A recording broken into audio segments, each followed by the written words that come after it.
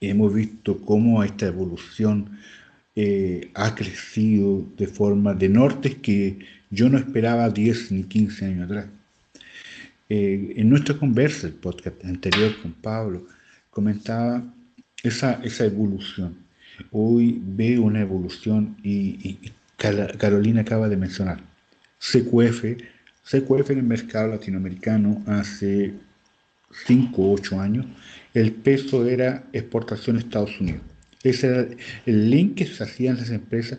Quiero exportar a Estados Unidos, necesito CQF. Secuencia. Pronto. Porque me validaba directamente con el UFDA y con la FDA. Pronto, no había otra cosa. Hoy veo un- una edición vieja de CQF que dije hace poco en LinkedIn. Wow, me sorprendió. Como bien lo está declarando Carolina, tiene pilares sólidos y uno de ellos el fortalecimiento hacia la cultura de Ujú. inocuidad, el foco que está dando hacia el rol de persona y el liderazgo, me sorprendió. Bien, en unos meses más va a aparecer nuevamente FCC, entonces no sabemos con qué nos va a sorprender, porque siempre nos vienen sorprendiendo cada vez más. Y en esa catarsis, en esa simbiosis que se va dando, estas estándares que nos van evolucionando y nos invita a nosotros a crecer, evidentemente nos hace también un cuestionamiento. Y yo siempre digo la importancia que nosotros tenemos, indiferentemente del rol de autor, indiferentemente del rol de a veces de consultor, transformarlos en socios estratégicos de las empresas, pero también ser un ente participativo con la comunidad para poder informar. Eh, es lindo ver cuando uno ve hoy día a los niños yendo al supermercado y ve, no, este está con 3 sellos, no quiero. Es cosa que cuando yo era un bebecito no existían esas cosas. Entonces es interesante y creo que tenemos esa evolución hacia el frente muy grande y evidentemente tomarnos de las manos, indiferentemente del país que seamos, podemos unir voces y eso es importante. Eh, Paula, ¿cómo ves tú dentro de América Latina con tu experiencia en gestión de calidad y también dentro de esa matriz grande y amplia a través del portal de inocuidad? ¿Cuáles son las dudas más llamativas que te han llegado de diferentes partes sobre alérgenos y Original. gestión de calidad? En realidad es un poco triste lo que voy a decir, pero mucha gente pregunta si con una declaración jurada es suficiente. Eh, es así. Eh, pero bueno, pero creo que de nuevo, si lo miramos con buenos ojos, es una oportunidad de enseñar y de empujar a que hagan una real gestión, ¿no?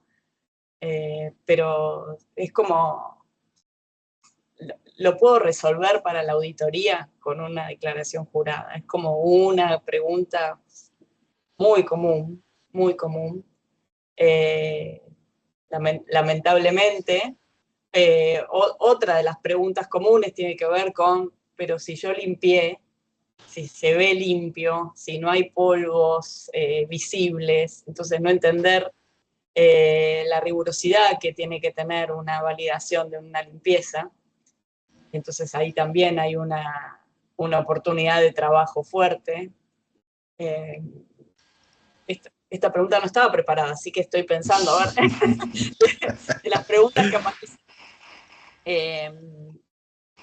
Pero te diría que esas dos son como bastante comunes. El de validación tiene como varias aristas, ¿no? Tiene aristas desde el procedimiento, tiene aristas desde los métodos, tiene aristas de la validación, tiene aristas desde digamos, los aspectos de laboratorio y hasta de los aspectos estadísticos. Yo insisto muchísimo cuando trabajo con muestreos y con validaciones que tenga rigor estadístico, porque si no es dinero tirado. O sea, contraté el mejor laboratorio, me aseguré que tuviera acreditado el método, compro los kits, todo, todo, todo, voy. hago el muestreo y no tiene riesgo estadístico. Es una grande Entonces, realidad. Sí. Es una grande realidad. entonces ahí hay un paquete bien grande de consultas asociadas a los alérgenos, ¿no?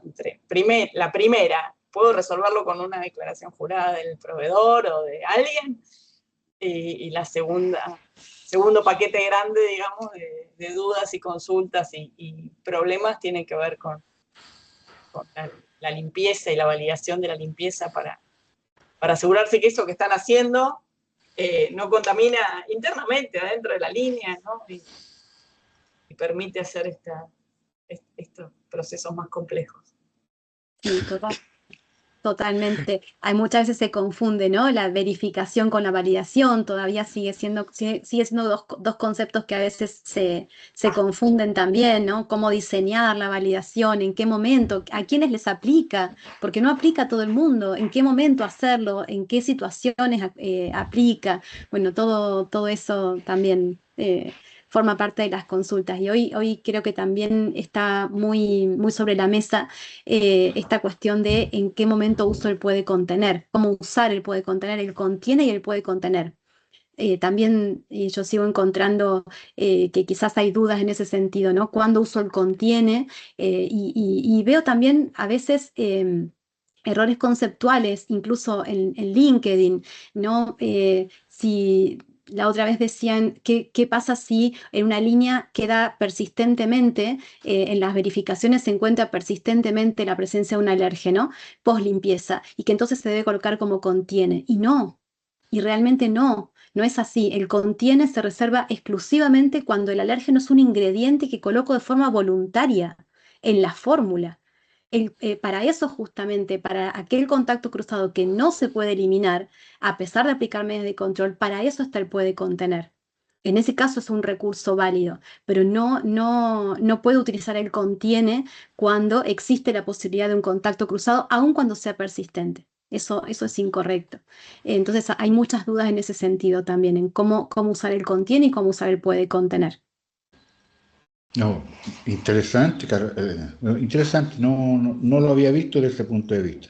Es muy común encontrar a veces, sobre todo en aquellas líneas de producciones que se utilizan por día de la semana. Hoy voy a hacer galletas Claro. con no sé qué, el día jueves voy a hacer con no sé qué tal producto, y se ocupan las mismas líneas, a veces sobre todo las cintas transportadoras. Y es verdad, en referencia que una vez no podemos colocarlo en el contiene dentro de una probabilidad como estadística, ¿no? Pero en definitiva está errado.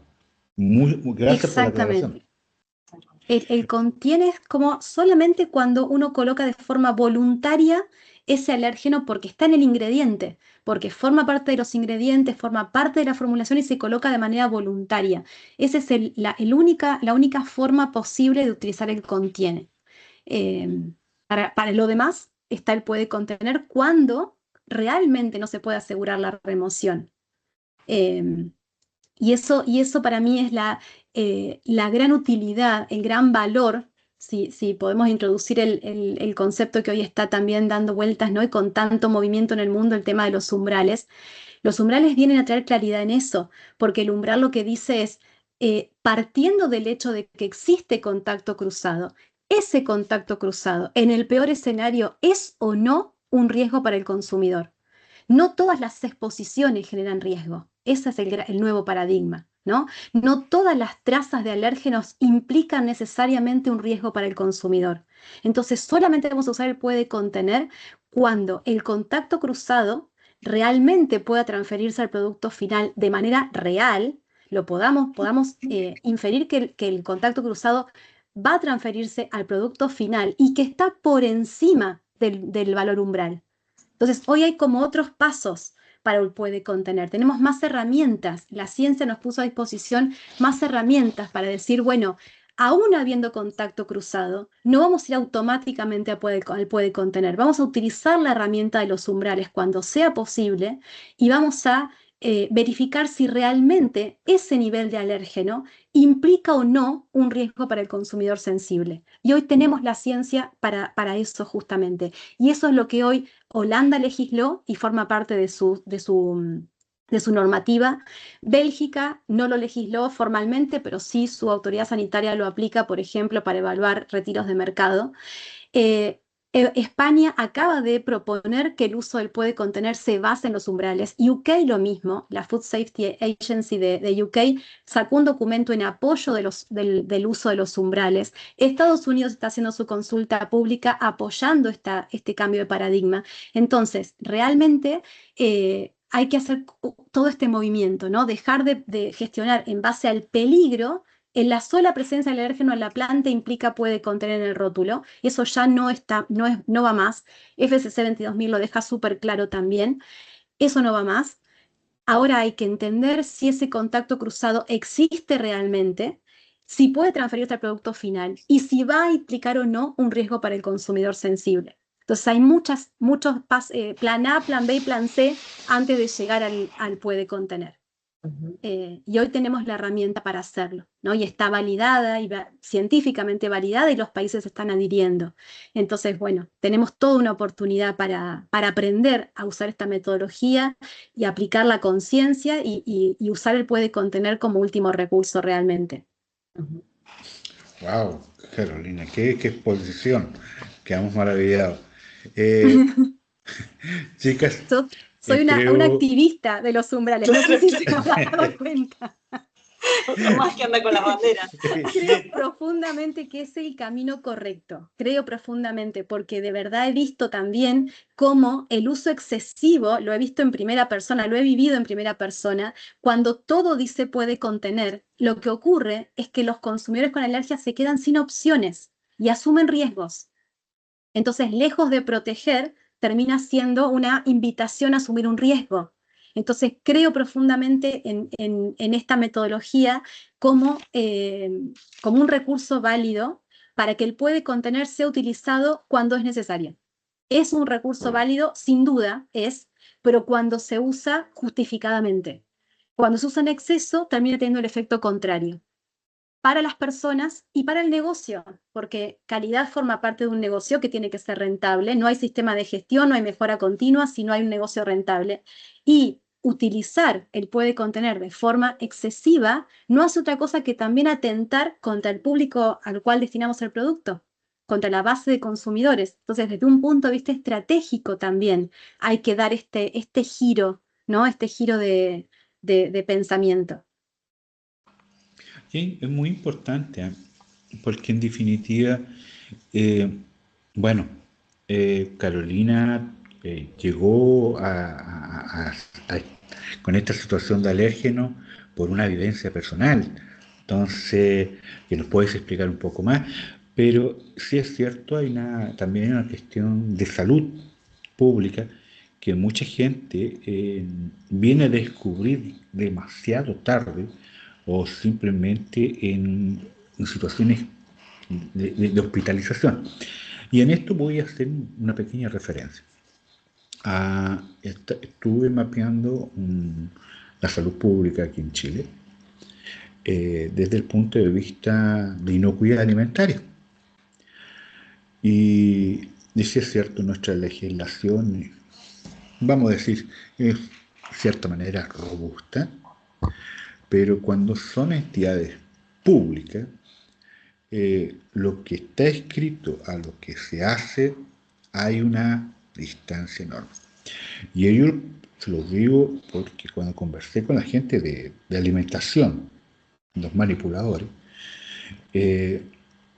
tenían solamente 2 cursos: manipulación de alimentos y buenas prácticas. Más nada. Por coincidencia, había llegado algunos días atrás, me había llegado un listado del Instituto de Salud Pública, había publicado algunos productos que estaban con ciertos lotes en retiro, otros por contaminación, otros por alteración, siendo que uno de esos productos estaba siendo utilizado para dárselo a pacientes. Entonces conversé muy gentilmente con la niña encargada de alimentación y bien abrupta me dijo: no, es lo que tenemos y es lo que compramos, pero ¿cómo usted gestiona? Si yo tengo un celíaco, por ejemplo, cómo usted me lo gestiona. La declaración, pero ¿cómo él sabe si es celíaco? O cómo sé que un niño, recuerden que hasta, y Carolina me puede dar tal vez un poco más de información, a menos de un mes atrás, casi un mes y medio atrás, Nestlé tuvo una serie de retiros de productos a base para infantes que fueron retirados del mercado, tanto de Europa cuanto en América Latina.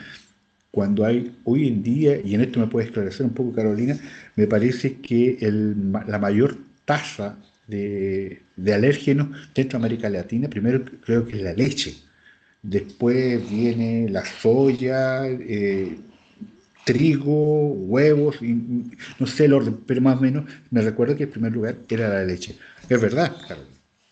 Es así, es exactamente así. Sí, tanto en prevalencia como también el alérgeno que figuran en el top 1 de alérgenos no declarados en los retiros, ¿no? La leche, sin duda. Paula, algunas últimas palabritas y nos vamos despidiendo. Creo que sería interesante, Carolina, que nos contara un poquito tu historia. ¿Cómo llegaste a alérgenos? La verdad, todo el mundo hablamos de Carolina, nuestra especialista de alérgenos, pero de la área de alimentación a alérgenos. Uno puede esperar a una química, puede esperar a una bromatóloga, pero en general alimentos, ¿cómo? Cuéntanos tu historia.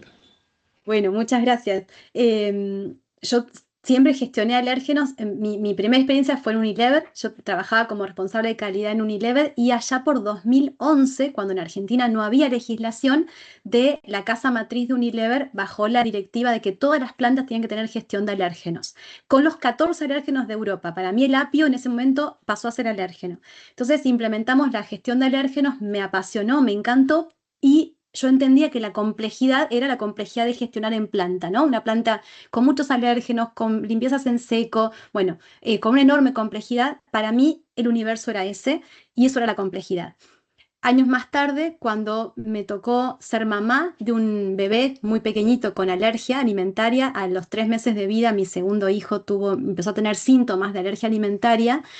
Ahí entendí la verdadera dimensión de la complejidad. Lo que para mí era complejo, que eran los hisopados en planta, quedó completamente pequeñito en comparación con vivir con un bebé con alergia, con un hermano mayor, también un niño pequeño que no tenía alergia y que por lo tanto no tenía que excluir alimentos.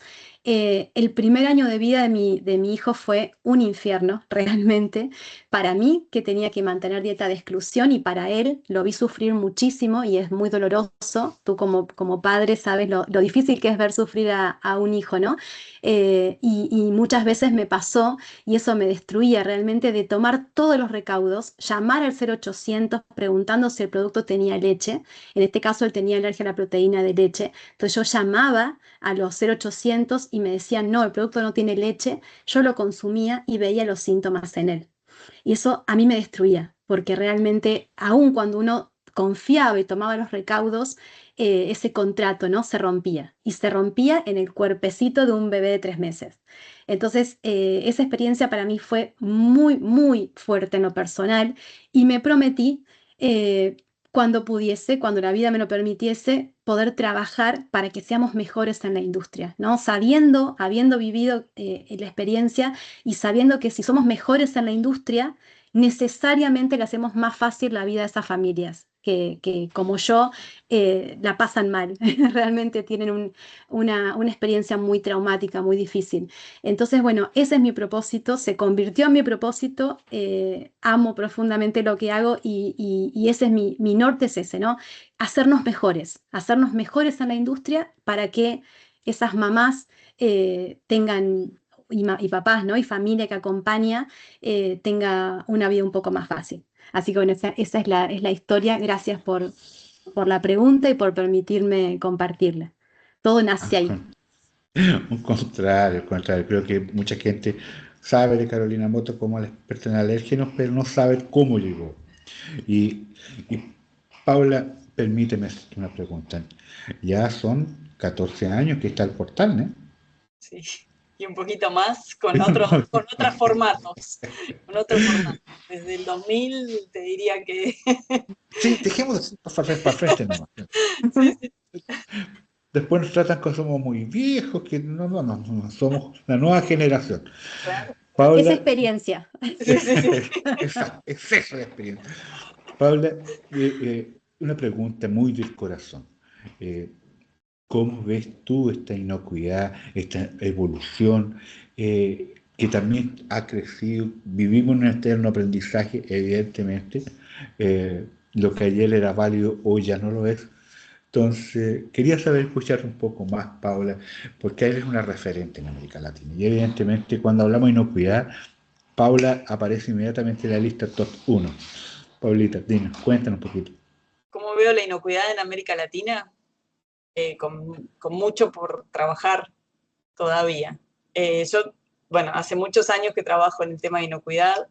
Empecé haciendo sensibilización por todo el país y el salto cuántico, diría, de conciencia y de implementación vino, por lo menos aquí en Argentina, cuando los supermercados, como les decía hace un rato, empezaron a exigirle a las empresas que implementaran alguna cosa, algún esquema. Ahí es donde empezó la carrera. Yo agradezco ese día porque hasta ese momento las sensibilizaciones hablábamos de todo, hablábamos de HACCP, de temas complejos, simples, y la gente muy lindo, todos aplaudían, se iban como con información, pero no había un salto de implementación, hasta que no se comenzó la exigencia en el mercado. Y bueno, y las normas y los consumidores siguen pidiendo cosas y muchos todavía siguen como en esas aguas quietas de ver hasta dónde se puede tirar de la piola. También hoy estoy como con todos los dichos populares. Hasta dónde, y creo que entonces hay mucho por hacer, y por otro lado, me sorprende también gratamente ver a los jóvenes profesionales como bien formados, a pesar de todo lo que se pueda decir, de los millennials y de que van y vienen y que nos resisten. Bueno, hay algunos que sí, que resisten, que les gusta lidiar con la frustración y seguir adelante, y están haciendo un buen uso de los recursos con experiencia y de las tecnologías, de la inteligencia artificial. Me parece que está muy bien. Eso, que necesita como marco todavía, pero que ahí hay como, se está como gestionando un nuevo salto en ese sentido, como que hay un montón de respuestas que van a estar muy al alcance de la mano de los próximos años y de las próximas generaciones de profesionales. Y creo también que en las conversaciones de las gerencias tiene que haber un poquito más de propósito respecto de la inocuidad. Sin duda. Hace falta un poco de parar un poquito y pensar a dónde está yendo la industria respecto de la inocuidad. Lo de la calidad viene dado por el ímpetu del negocio, sí, de la competencia, de entrar, viene marketing y me llena de información y buenísimo, esa decisión se toma. Pero me parece que la parte de inocuidad, que es como la subyacente, la que hace que el alimento sea un alimento, necesita unos espacios de conversación que no siempre tienen dedicación suficiente. Me parece excelente. Inclusive, algunos días atrás conversando, hay una palabra, y aquí también Carolina tal vez ya está más o menos relacionada con esa área, y Paola puede reafirmar. Yo creo que con esta nueva secuencia, con lo que viene de FCC, lo que ya nos dice el RCG y FS, la digitalización va a ser viene a ser un apoyo tan grande para nosotros, que si nos ponemos a observar cómo viene ese lineamiento, la verdad es que va para la trazabilidad del alérgeno, va para la trazabilidad de una cultura de inocuidad, para saberla más que medir, cuantificar, pero saber más que el qué, el por qué. Entonces creo que estamos en en una fase, yo me encuentro en una fase de un aprendizaje diario. Estamos en una constante evolución en esta área de inocuidad, que de quienes ya tenemos unos tiempitos y meses más, evidentemente ha sido saltos, como dice Paula, gigantesco. Que la calidad va tomada de la mano con cuánto ímpetu nosotros queremos darle, sí, es verdad, y eso va a depender de la dirección, de la gerencia. Ahora, sin perder ello, lo que yo siempre digo, el apego a la humanización. Y gracias a Dios que estas nuevas estándares nos están dando ese toque humano que no puede faltar, esa empatía que hay que tener, esa escucha activa para saber quiénes son nosotros y crear un liderazgo, no que sea espiritual ni religioso, pero es un liderazgo transformador. Paula, Carolina, unas últimas palabras para la comunidad y nos vamos despidiendo, creo que para seguir con nuestras difusiones. Paula, unas últimas palabritas, dinos qué te pareció esta experiencia. Me encanta, me parece buenísimo y que haya muchas más, porque hay mucho en nosotros para dar que de ningún otro modo se puede compartir. Así que bienvenida a estas conversaciones. Me parece que es una genialidad. Y bueno, de acá siempre a disposición. A mí me llaman y yo estoy. Gracias, Paula, muchas gracias. Carolina. Qué placer. Bueno, no, todo un placer, muy agradecida por este espacio. Celebro este espacio. Voy a estar mirando cada uno de los episodios, esperando cada uno de los episodios, porque la verdad que me parece genial poder tener esta conversación así fluida, como si estuviésemos tomando un café realmente. Un placer. Y lo último que quisiera sumar es, hay algo que la IA no va a poder hacer por nosotros, que es como contagiar de propósito, ¿no? Contagiar de propósito. En términos de inocuidad creo que es fundamental, ¿no? Que todo el mundo sepa por qué, el por qué profundo, para qué necesitamos cambiar el comportamiento, para qué tenemos que hacer tal medida de control. No nos olvidemos de eso, porque eso es lo único que la IA no va a poder hacer por nosotros, ¿no? Realmente sumar este propósito, sumar a las conversaciones y que todo el mundo tenga este porqué compartido. Eso va a ser mucho, digamos, nos va a ser la posibilidad de construir responsabilidad compartida de una forma mucho más genuina, de una forma mucho más perdurable en el tiempo. Entonces creo que los esfuerzos tienen que estar puestos ahí.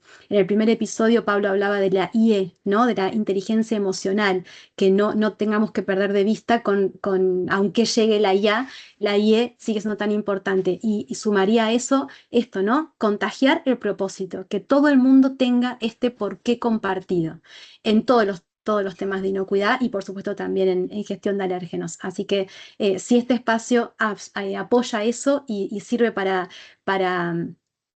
contagiar ese propósito, bienvenido sea. Así que muy agradecida y un placer haber participado. Muchas gracias.